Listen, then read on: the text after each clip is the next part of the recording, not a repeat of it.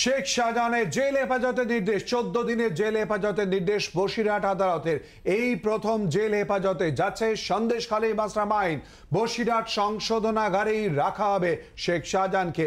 আদালতে সিবিআই দাবি, ইডি অভিযানের সময় ফোন করে লোকজন ডাকেন শেখ শাহজাহান। সঙ্গে রয়েছে আমাদের প্রতিনিধি পিয়ালি মিত্র। পিয়ালি, আজ আদালতে ঠিক কি হয়?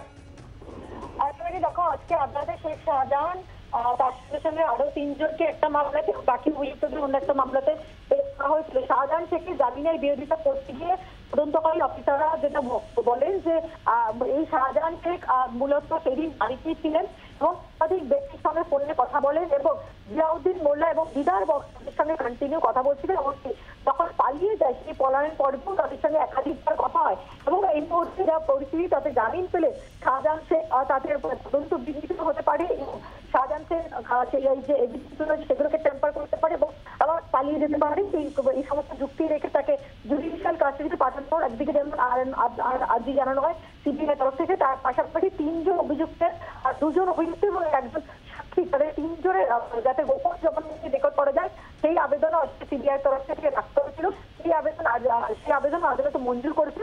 কিন্তু গুরুত্বপূর্ণভাবে এর আগে আমরা দেখেছিলাম যে ইডিও বলেছে, সিবিআই একাধিকবার আদালতে বলেছে যে শেখ শাহজাহান এই সময় বাড়িতে ছিলেন এবং তিনি ফোন করে জিয়াউদ্দিন এবং দিদার বক্সদের ফোন করেন এবং লোক তরক করার ক্ষেত্রে গুরুত্বপূর্ণ ভূমিকা নিয়েছিল। সেই কথাটা কিন্তু আরো একবার সিবিআই তরফ থেকে আদালতে উল্লেখ করা হয়।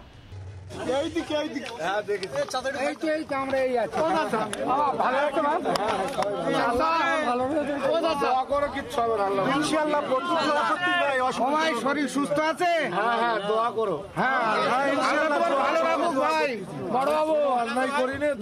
আল্লাহ বিচার করবে ভাই, আল্লাহ বিচার করবে। বড় বাবু সত্যের জয় একদিন, বড় বাবু আল্লাহ বিচার করবে। হ্যাঁ, ভালো আছে ভাই, দোয়া প্রচুর, ইনশাআল্লাহ দোয়া হচ্ছে, অসুবিধা নেই। আল্লাহর কাছে প্রচুর দোয়া করতেছি। ঠিক আছে, সবাই দোয়া করো, কিছু আল্লাহর কাছে দোয়া করে আল্লাহ যেন কোনো অন্যায় করে দেয়।